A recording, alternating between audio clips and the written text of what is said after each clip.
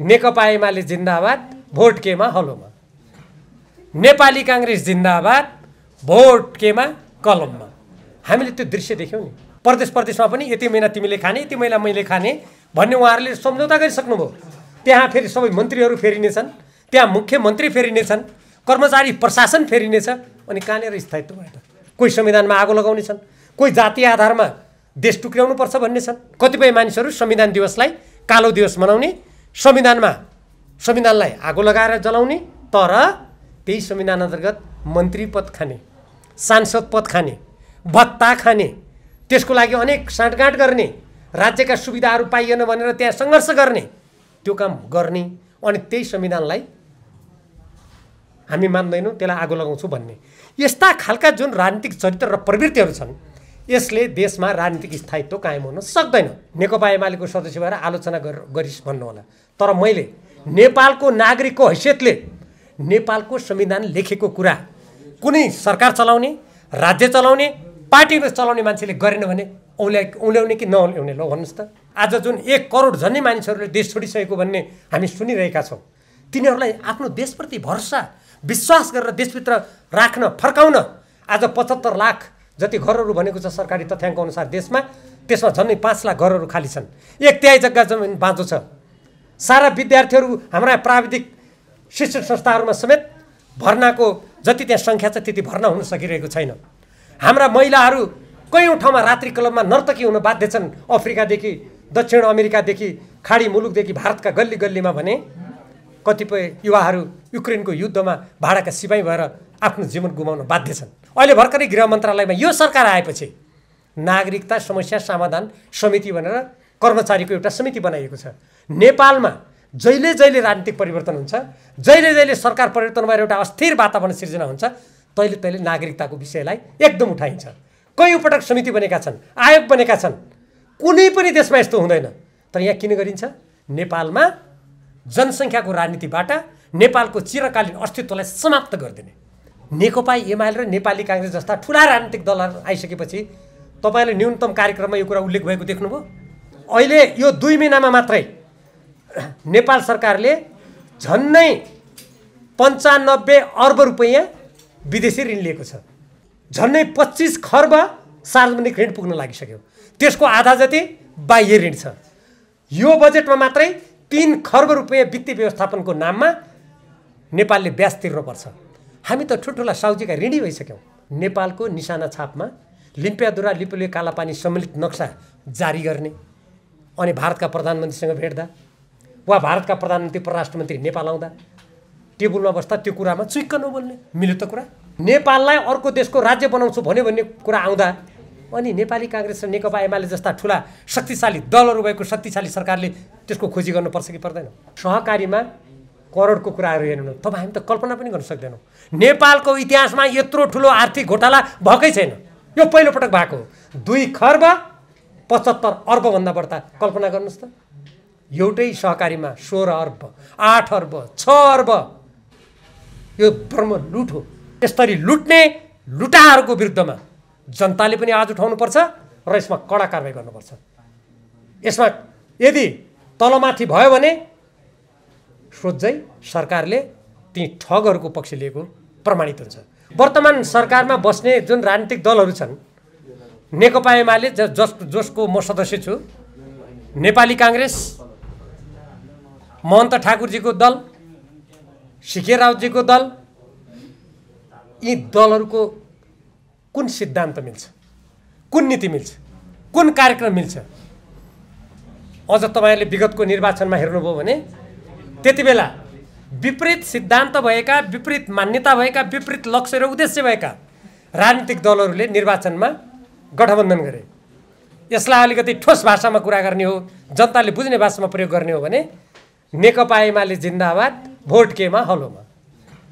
नेपाली काङ्ग्रेस जिन्दाबाद, vote केमा कलममा। हामीले त्यो दृश्य देख्यौँ नि।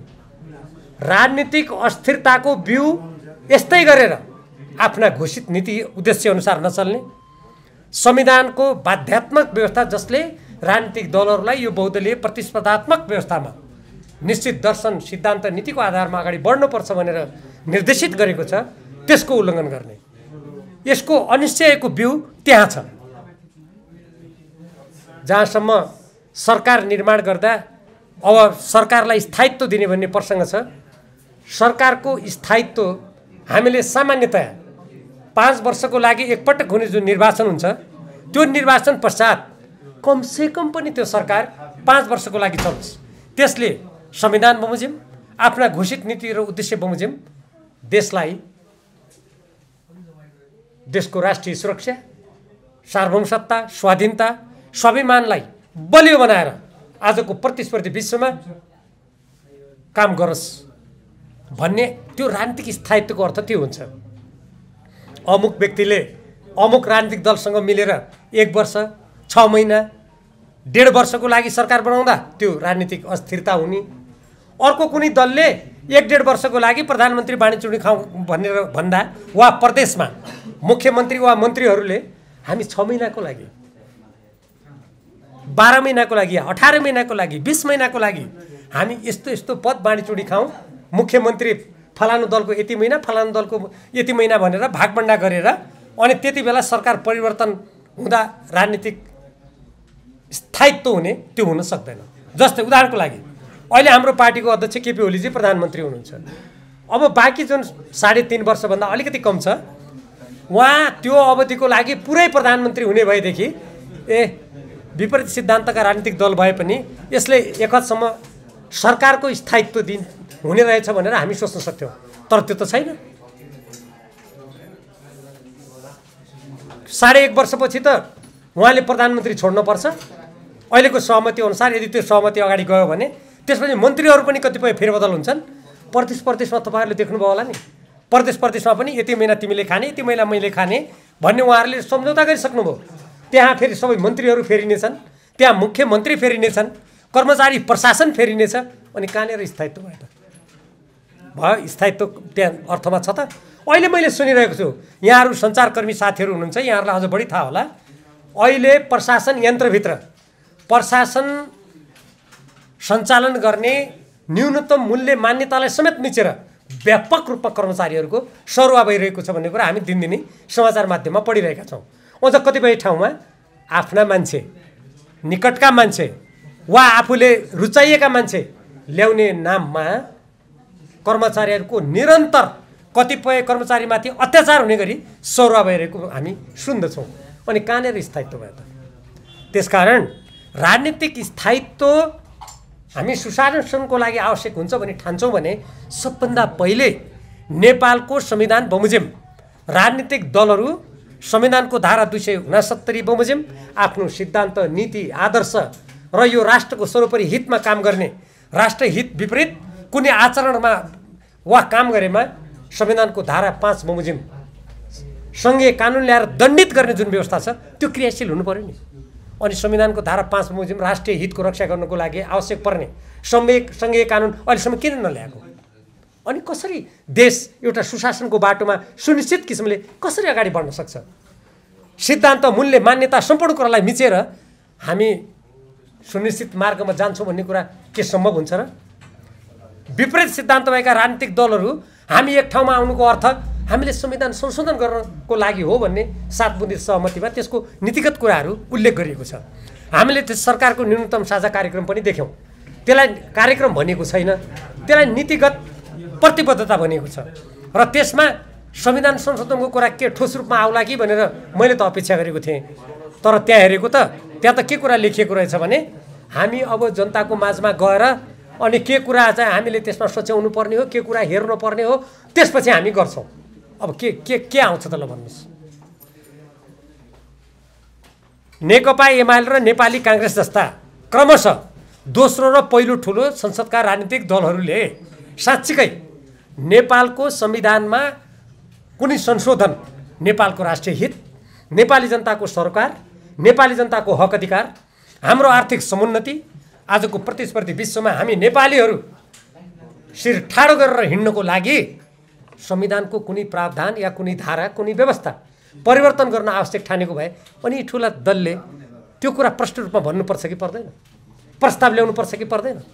ठुला दलहरू जिम्मेवार, जसले देश हाँक्छन्, राज्य हाँक्छौँ, हामी अप्ठ्यारो बेलामा मिलेर यो देशलाई एउटा गन्तव्यमा पुर्याउँछु साँच्चीकै भनेको हो भने अनि त्यो प्रस्ताव ल्याएको खै त? हामीले त्यो प्रस्ताव देख्यौँ त? अब जनतासँग सोधेर कहाँनिर परिवर्तन हुनुपर्छ, कहाँनिर सुच्याउनुपर्छ हामी भन्छौँ। अब जनतासँग सोधेर भन्ने हो भने त कोही कोही के भन्छन् भने देशलाई जातिको आधारमा टुक्र्याउनुपर्छ भन्छन्। जुन कुरा हामीले संविधान निर्माण गर्दा नेपाल जस्तो बहुजातीय बहुभाषिक सांस्कृतिक देशमा जातका राज्य बन्न सक्छन् भन्ने कुराको ठुलो बहस भयो त्यति बेला। अहिले त 140 भन्दा बढी जाति समुदाय भनेर ल्याएको छ जनगणनाले।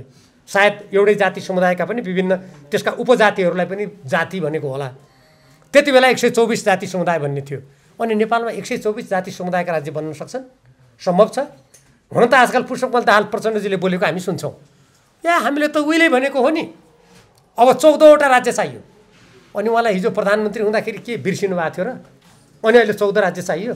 अनि पूर्वमा गयो फलानु जाति, पश्चिममा गयो फलानु जाति, दक्षिणमा गयो फलानु जाति भनेर उहाँले त्यो निन्द्राबाट बिउजे जस्तो कुरा गर्नुभएको छ। अहिले कतिपय मानिसहरू संविधान दिवसलाई कालो दिवस मनाउने, संविधानलाई आगो लगाएर जलाउने, तर त्यही संविधान अन्तर्गत मन्त्री पद खाने, सांसद पद खाने, भत्ता खाने, त्यसको लागि अनेक साँठगाँठ गर्ने, राज्यका सुविधाहरू पाइएन भनेर त्यहाँ सङ्घर्ष गर्ने, त्यो काम गर्ने, अनि त्यही संविधानलाई हामी मान्दैनौँ, त्यसलाई आगो लगाउँछौँ भन्ने यस्ता खालका जुन राजनीतिक चरित्र र प्रवृत्तिहरू छन्, यसले देशमा राजनीतिक स्थायित्व कायम हुन सक्दैन। यदि जाति समुदायको आधारमा जसलाई कतिपयले पहिचान भनेका छन्, यदि त्यसको आधारमा देशलाई टुक्रा टुक्रामा विभाजित गर्ने हो भने भारत र चीन जस्ता विशाल देशहरूको बिचमा एकदमै संवेदनशील भूराजनीतिक अवस्थामा रहेको नेपालमा जाति जातिको पहिचान भेटिने अनि देशको पहिचान मेटिने, अर्थात् पहिचान मेटिएको देशभित्र कुनै जाति समुदायको पहिचान भेटिने कुरा के सम्भव छ? छैन। त्यसकारण नेपालको संविधान संशोधन गर्नको लागि नेकपा एमाले र नेपाली काङ्ग्रेस जस्ता विपरीत सिद्धान्त भएका राजनीतिक दलहरू 46 सालमा बहुदल ल्याउन खोजे जस्तो वा 63 सालको अन्तरिम संविधानले नयाँ संविधान निर्माण गर्न र शान्ति प्रक्रियाका बाँकी कामहरू पुरा गर्नको लागि हामी आफ्ना सिद्धान्तका कुराहरूलाई थाती राखेर अगाडि जान्छौँ भन्ने कुरा जस्तो हो भने उहाँहरूले संविधान संशोधनका कुराहरूलाई हाम्रा प्रस्ताव यी हुन्, ल नेपाली जनता हामी नेपालको हितको लागि, नेपालको सार्वभौमसत्तालाई बलियो बनाउन, नेपालको स्वाधीनतालाई माथि उठाउन, नेपालको आर्थिक समृद्धि हासिल गर्न, नेपाली जनता आज जुन 1 करोड झन्नै मानिसहरूले देश छोडिसकेको भन्ने हामी सुनिरहेका छौँ, तिनीहरूलाई आफ्नो देशप्रति भरोसा विश्वास गरेर देशभित्र राख्न फर्काउन आज 75 लाख जति घरहरू भनेको छ सरकारी तथ्याङ्क अनुसार देशमा, त्यसमा झन्नै 5 लाख घरहरू खाली छन्, 1/3 जग्गा जमिन बाँझो छ। सारा विद्यार्थीहरू हाम्रा प्राविधिक शिक्षण संस्थाहरूमा समेत भर्नाको जति त्यहाँ सङ्ख्या छ त्यति भर्ना हुन सकिरहेको छैन।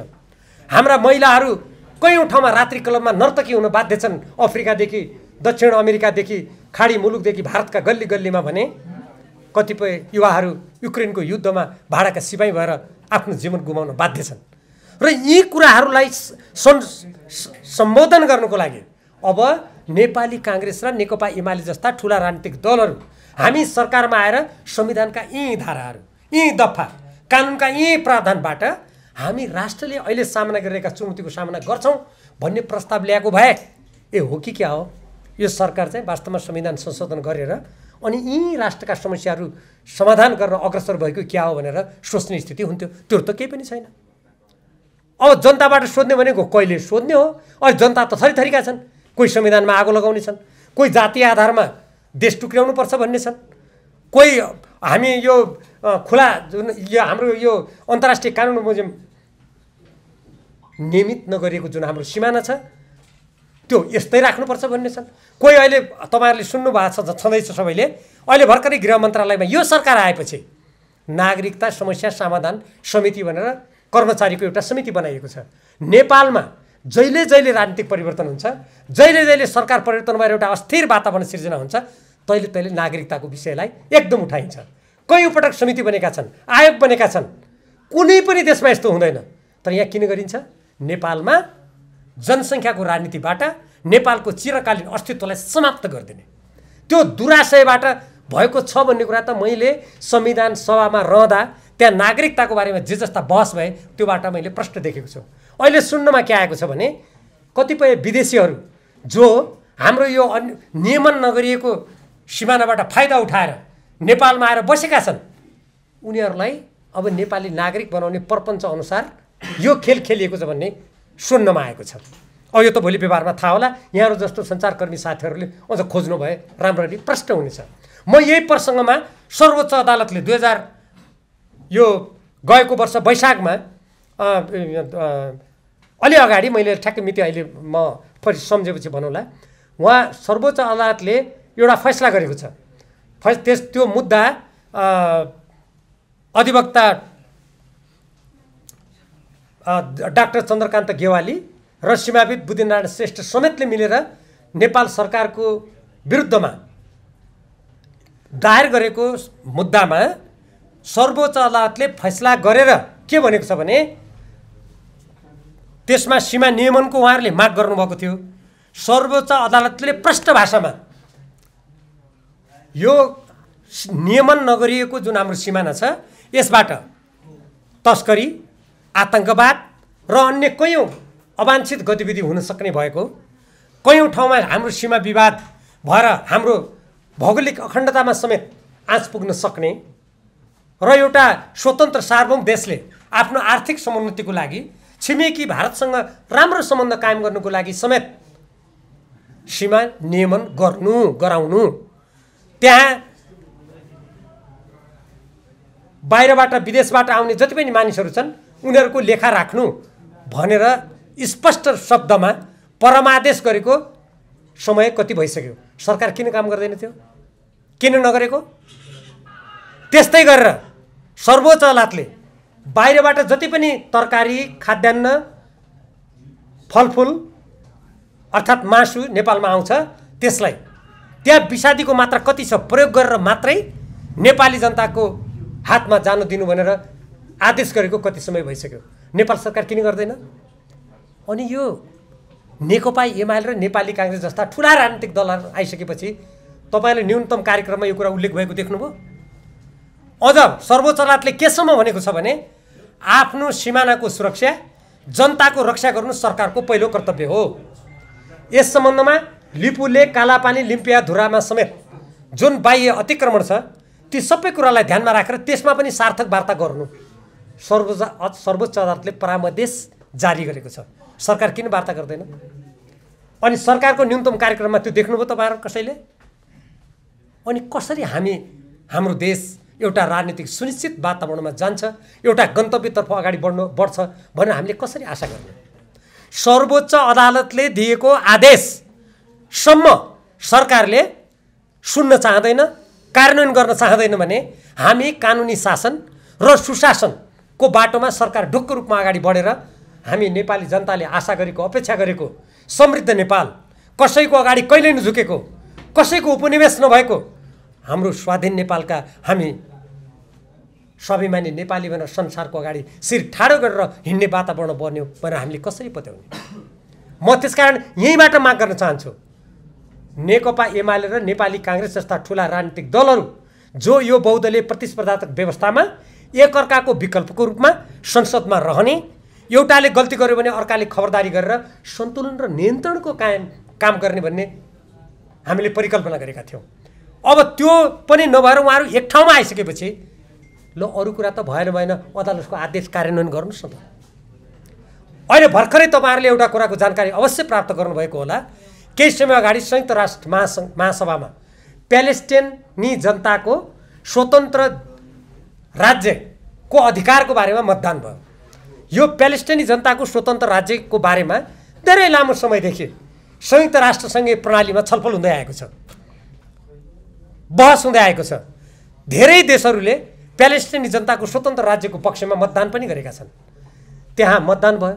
124 देशहरू सहित अत्यधिक बहुमतबाट प्यालेस्टाइनी जनताको स्वतन्त्र राज्यको अधिकार र शान्तिपूर्ण रूपमा बाँच्न पाउने अधिकारको सम्मान हुनुपर्छ भनेर संयुक्त राष्ट्रको महासभाबाट त्यो प्रस्ताव पारित भयो।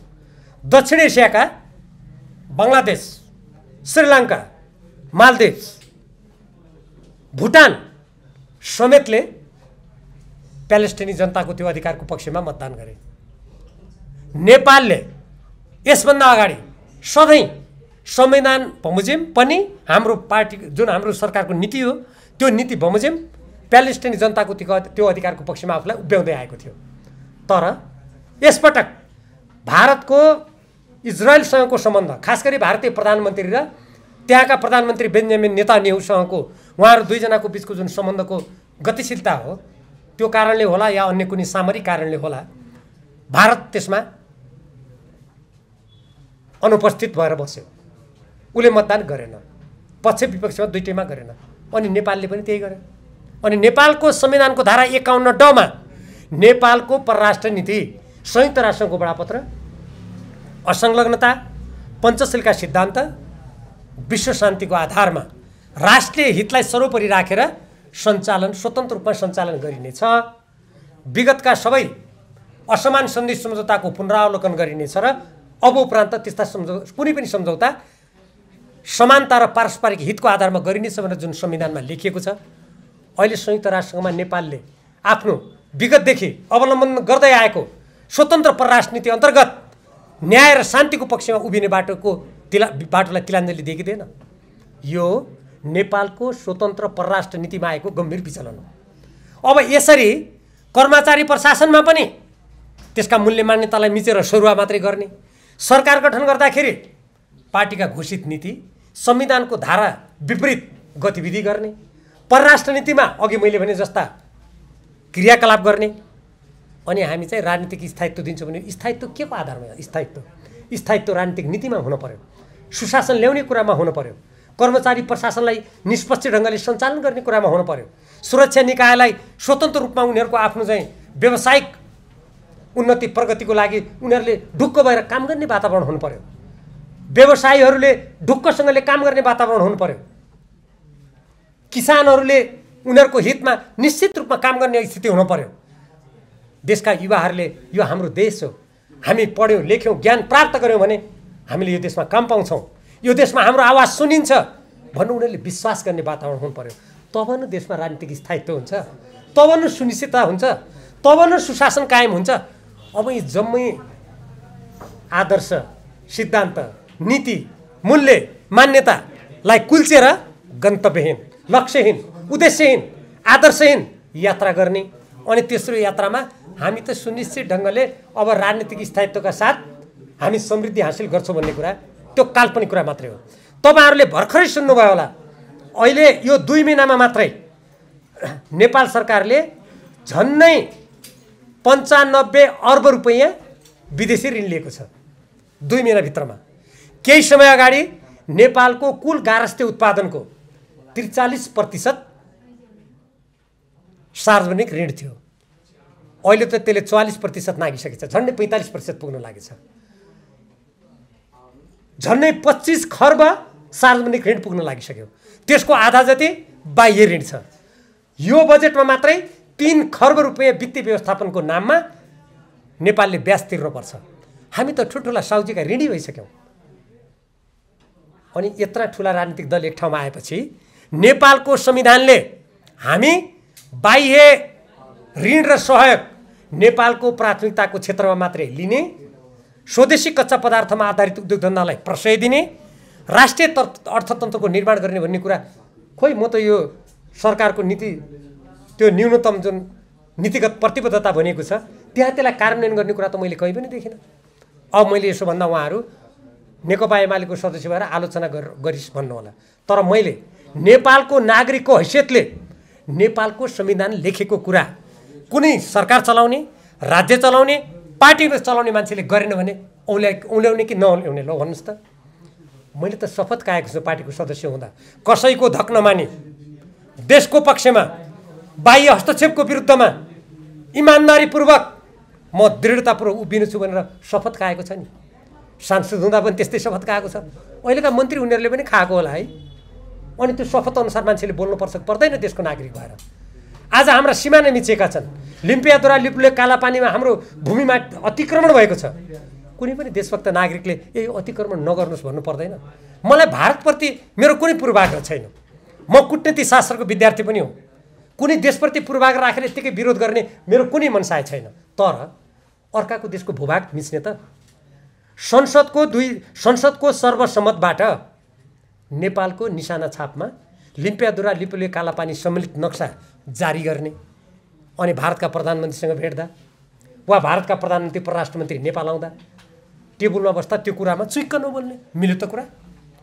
अहिले हाम्रा प्रधानमन्त्रीजीले न्युयोर्कमा संयुक्त राष्ट्रसङ्घको महासभामा भाग लिने क्रममा भारतीय प्रधानमन्त्री मोदीसँग कुरा गर्नु भन्ने हामीले सुन्यौँ। त्यो कुराकानीमा सामान्य कुरा भयो, हुन त समय धेरै थिएन, म धेरै त्यसमा मेरो धेरै टिप्पणी त छैन, तर हाम्रो देशको मूलभूत राष्ट्रिय हितका विषय, हाम्रो भौगोलिक अखण्डताको रक्षाको विषय त्यहाँ उजागर भएदेखि त हामीले नेपालमा ताली बजाएर धन्यवाद दिन्थ्यौँ होला नि। अर्थात् भविष्यमा त्यो कुरा भयो भने स्वागत गरिएला, तर अहिलेसम्म भयो त? प्रबुद्ध व्यक्ति समूहको प्रतिवेदन बनाइयो, त्यो प्रतिवेदन बनाउँदाखेरि त्यहाँभित्र यसरी घुमाइयो कि प्रतिवेदन पहिले भारत सरकारलाई बुझाउने। हेर्नुहोस् त कस्तो विडम्बना। दुई देशका प्रतिनिधि सम्मिलित एउटा कुनै समितिले प्रतिवेदन बनाइसकेपछि त त्यो प्रतिवेदन आफ्ना देशका प्रधानमन्त्रीलाई बुझाउँछु भन्नु पर्दैन? अनि त्यहाँभित्र बडा धुर्त्यैपूर्वक पहिले भारतलाई बुझाउने भन्यो, भारतले म बुझ्दिनँ भन्यो, कुरै सिद्ध्यो। यस्तो खालका नेपालको राष्ट्रिय हितमा धक्का लाग्ने खेलहरू खेलेर देशमा राजनीतिक स्थायित्वको परिकल्पना गर्न सकिँदैन। कुनै पनि स्वतन्त्र र स्वाधीन देश सबभन्दा पहिले आफ्नो आत्मनिर्णयको अधिकारमा अडिग भएर उभिनुपर्छ। हामीले हाम्रो संविधानको बारेमा, हाम्रो राज्य सञ्चालनको बारेमा, अर्थनीति, सुरक्षा नीति, कृषि नीति, पर्यटन नीति, सञ्चार नीतिको बारेमा सबभन्दा पहिले त नेपालीले निर्णय गर्न पाउनु पर्यो नि। नेपालको संसदले निर्णय गर्न, नेपालको सरकारले निर्णय गर्नु पर्यो, नेपालका राजनीतिक दलहरूले निर्णय गर्न पाउनु पर्यो नि।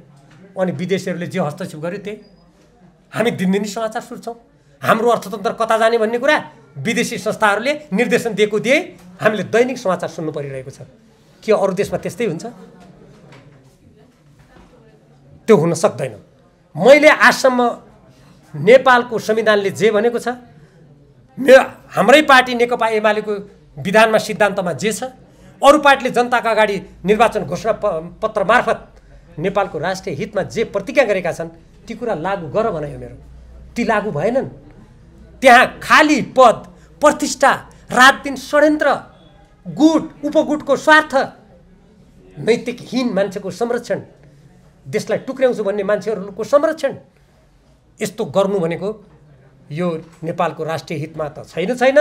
नेपालको संविधान र नेपाली जनताले परिकल्पना गरेको एउटा स्वाधीन, स्वतन्त्र, असमान सन्धि समताहरूबाट मुक्त, आफ्नो खुट्टामा आफै उभिने, हिजो अङ्ग्रेजको शासनमा पनि कसैको अधीनमा नगएको त्यस्तो स्वाधीन देशका एउटा वीरतापूर्ण इतिहास भएको नेपाल अझ त्यो भन्दा राम्रो तरिकाले स्वतन्त्र रूपमा अगाडि बढोस् भनेर नै हामीले राजनीतिक परिवर्तन गरेका हौँ।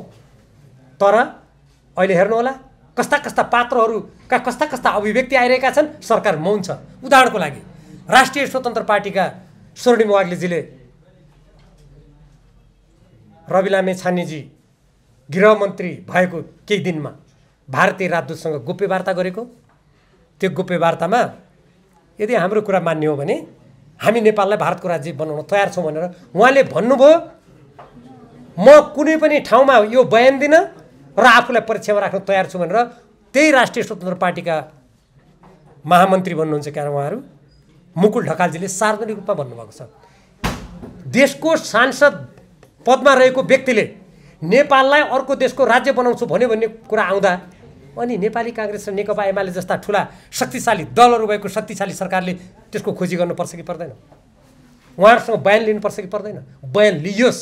म आज पनि भन्न चाहन्छु, होला उहाँले नभन्नु भएको भयो भने उहाँ निर्दोष प्रमाणित हुनु होला। मुकुल ढकालजीले झुटा बोल्यो भनेर उहाँलाई कारबाही होला नि त। म त उहाँले यस्तो भन्नु भएन होला जस्तो लागेको थियो। तर स्वर्णिम वाग्लेजीले एउटा कार्यक्रममा उहाँले बोलेको उहाँकै शब्दमा मैले सुने।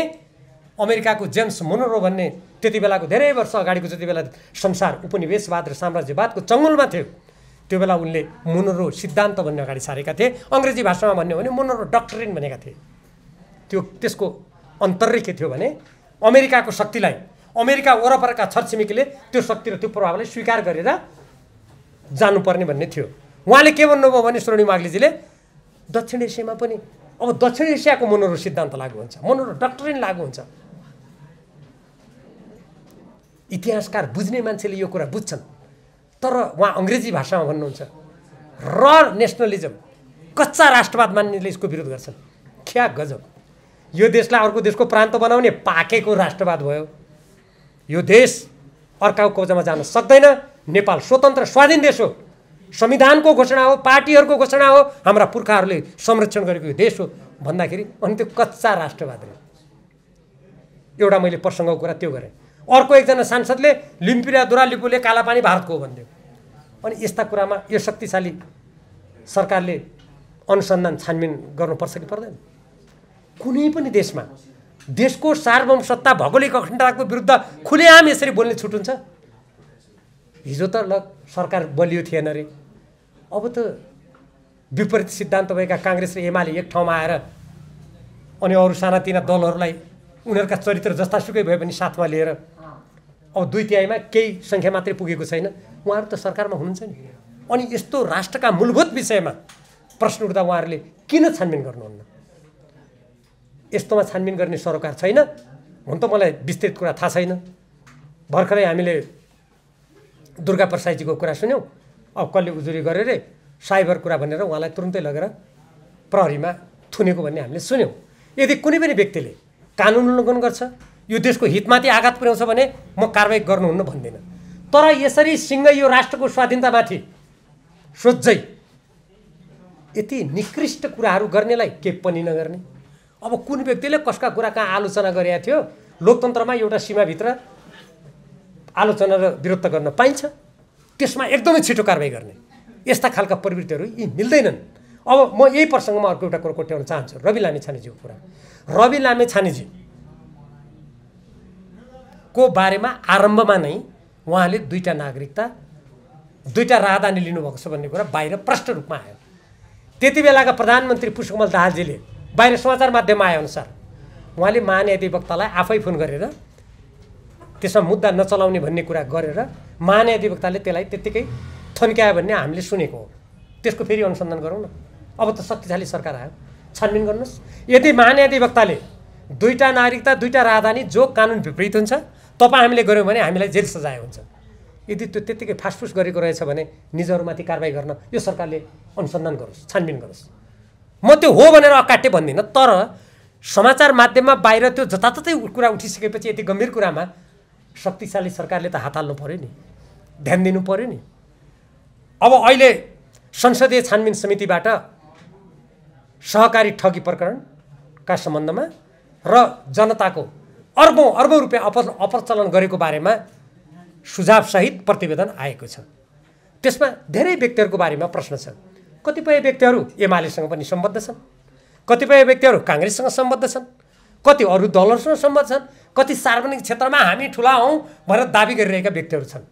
अब सरकारले यसमा गम्भीर रूपमा छानबिन गरेर कुनै मोलाइजा बिना, पक्षपात बिना काम गर्यो भने सुशासनको लागि केही नै भए पनि अलिकति योगदान गर्न लाग्यो कि भन्ने आभास होला। तर फेरि यसमा अलिकति छनौट गर्ने, आफ्नो र बिरानो भन्ने, कसैलाई जोगाउन खोज्ने, कसैलाई आवश्यकताभन्दा बढी फसाउन खोज्ने, यदि यस्तो व्यवहार भयो भने यो जुन आज हामी छलफल गर्न चाहिरहेछौँ सुशासनको कुरा, यो धेरै टाढाको कुरा हुन्छ। चिकित्सा शास्त्र अध्ययन गर्न विद्यार्थी गए, त्यहाँ गलत ढङ्गले परीक्षाफल प्रकाशित गरिदिने अनि पछि सजिलै भनिदिने यहाँ त त्रुटि भएछ। उत्तीर्ण भएकालाई अनुत्तीर्ण बनाइदिने, अनुत्तीर्ण भएकालाई उत्तीर्ण बनाइदिने। नेपालको शिक्षा विधेयक ल्याउने अनि त्यसमा एउटा धारा के राखिदिने भने विदेशीले नेपालको शिक्षा सञ्चालन गर्न पाउने। विद्युत सम्बन्धी कुरा ल्याउने, आफ्नो देशको 25 वर्षमा 50 वर्षमा औद्योगिकरण, कृषि, स्वास्थ्य, सञ्चार लगायत विभिन्न क्षेत्रमा हामीलाई कति हो त चाहिने ऊर्जा? के हामी आजको जुन आर्थिक स्थितिमा बसिरहने हो? हामी औद्योगिकरणको बाटोमा तीव्र रूपमा जाँदैनौँ? प्रत्येक घरेलु उपयोगमा हामी विद्युतको व्यापक रूपमा प्रयोग गर्नेछौँ कि छैनौँ? ती कुराको हिसाब किताब नगरी अनि खालि एकरो हाम्रा रणनीतिक महत्त्वका सारा नदीनालाहरू विदेशको हातमा सुम्पिने अनि देशमा के भन्ने भने हामी त राष्ट्रिय हितको बारेमा काम गरिरहेका छौँ। यो कुरा मिल्दैन।